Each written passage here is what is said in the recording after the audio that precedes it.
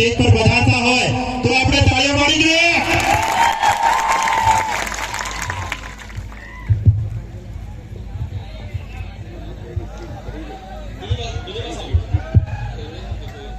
सबने जय जोहार, जय भील प्रदेश। आज वर्तमान गुजरात और आने वाले भविष्य का भील प्रदेश की धरती पे भारत आदिवासी पार्टी गुजरात प्रदेश कार्यकारिणी के नेतृत्व में और दाहोद जिला कार्यकारिणी के नेतृत्व में आयोजित भारत आदिवासी पार्टी नु कार्यालय उद्घाटन और ये मंच पे हमारे जो विराजमान जिनकी प्रतिमाएं हैं, इस देश की आजादी में राजा रजवाड़ों से, मुगलों से, अंग्रेजों से अपने कोण नी रक्षा बल्ले, जल जंगल जमीन नी रक्षा बल्ले लड़ाई लड़ी और ये देश आजाद हुआ। लेकिन आजाद देश के अंदर भी ये जो महापुरुष हैं, इन महापुरुषों के सपने आज भी अधूरे। इन महापुरुषों के विचारों को लेके और ये महापुरुषों के जो उद्देश्य थे, जिन उद्देश्यों को लेके वो लड़ते थे, अपनी जान गंवाई, वो उद्देश्य आज भी कई अधूरे हैं। तो भारत आदिवासी पार्टी हमारे इन महापुरुषों के विचारों पे चलने वाली और हमारे महापुरुषों के अधूरे सपने को पूरा करने के लिए भारत आदिवासी पार्टी गुजरात के अंदर आने वाले चुनाव में आप सबकी बदौलत यहाँ पर झंडा लड़ने का काम करेगी। आज सबकी निगाहें गुजरात पे है, पूरे देश की। 2014 में गुजरात से कुछ नेता निकले जो आज देश के बड़ा प्रधान कहें मोदी जी। तो एक नारा दिया था कि मैं गुजरात मॉडल लागू करूंगा पूरा देश में।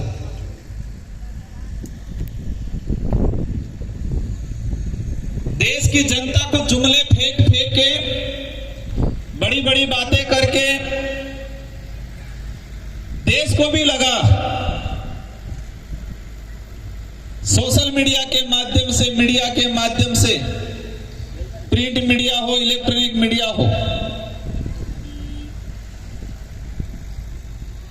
देश की जनता को भी लगा हम भी राजस्थान में अपने, मेरे पूर्व वक्ताओं ने कहा कई जुमले थे, लेकिन एक बड़ा जुमला था 15-15 लाख वाला।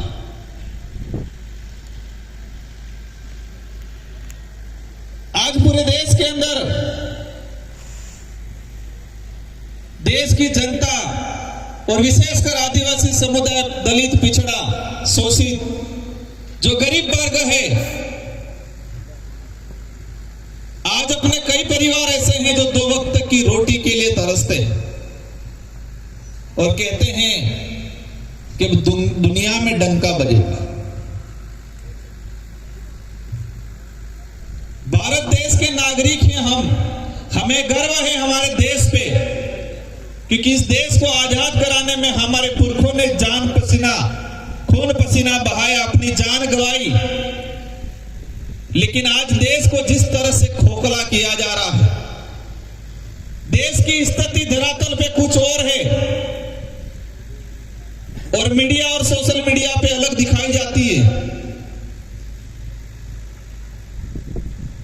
देश का दुनिया में डंका तब बजेगा कि इस देश का प्रत्येक वर्ग का, गरीब तबके का आदमी जो लास्ट कोने में, गांवों में, जंगलों में, पहाड़ों में रह रहा है, वो मूलभूत सुविधा थकी परिपूर्ण એને હેતી સુવિધા મળી જાય તે દેશ में डंको वागी, दुनिया में डंको देश न वाजे। गुजरात मॉडल की बात होती है। गुजरात के अंदर अहमदाबाद, गांधीनगर बड़े शहर हैं, सूरत बड़ा शहर है और हमारे दाहोद, अलीराजपुर, छोटा उदयपुर, सतरामपुर, यहाँ के हमारे बेरोजगार भाई, कई डिग्रीधारी भाई गुजरात, अहमदाबाद, गांधीनगर के अंदर मजदूरी करते हैं। हर एक दो दिन में 2-3 हादसे होते हैं। किसी का हाथ पैर टूटता है, किसी का सर फटता है, वो तो अलग है, लेकिन डेथ भी हर 1-2 दिन में 1-2 डेथ हो रही है। मजदूरी करते हुए गिर गया, परिवार जाता है, परिवार गाड़ी करके वहां जाता है, लेकिन उसको गाड़ी का किराया भी नसीब नहीं होता है। दुनिया भर की योजना चल रही है, चिरंजीवी योजना हो, आयुष्मान कार्ड हो, ये बीमा हो, लेकिन हमारा जो गांव में रहने वाला आदिवासी परिवार जो गुजरात, अहमदाबाद में मजदूरी कर रहा है, उसको किसी भी बीमा में कवर नहीं किया जाता है। आज गुजरात के अंदर, क्योंकि देश को लगता है कि गुजरात सब थकी विकसित था, क्यों हम लागे गुजरात में सब हम लागे, लेकिन गुजरात के अंदर आज भी गरीब पिछड़ा आदिवासी समुदाय है, उनकी हालत, आर्थिक स्थिति कमजोर होती जा रही है। भारत आदिवासी पार्टी सिर्फ राजनीतिक उद्देश्य पूरा करने के लिए नहीं आई है। इस पार्टी की जो विचारधारा है, उस विचारधारा का मूल मंत्र यही है कि गरीब तबके का आदमी, आदिवासी समुदाय, दलित, पिछड़ा, जो इस देश की आजादी कराने में इनके पुरखों ने जान गंवा दी थी, वो आज भी दर दर की ठोकरें खा रहा है इनकी समस्याओं का समाधान करना। ये देश संविधान से चलता है, मोदी जी की कलम से नहीं। मोदी जी भी कलम चलाएंगे तो संविधान के आधार पे चलाएंगे। मोदी जी भी कलम चलाएंगे तो किस पे चलाएंगे? संविधान के आधार पे। संविधान से बड़ा कोई नहीं। लेकिन कुछ लोग संविधान को बदलने के लिए निकले थे। इस देश की जनता ने जवाब दिया लोकतांत्रिक तरीके से, और लोकतंत्र का तमाचा जब पड़ता है तो गूंज, अंदरूनी ऐसी गूंज गूंजती है कि एहसास होता है, पता नहीं चलता है। इस बार लोकसभा चुनाव में डूंगरपुर बांसवाड़ा की जनता ने भी जोरदार तमाचा मारा था बड़ी राजनीतिक पार्टियों को।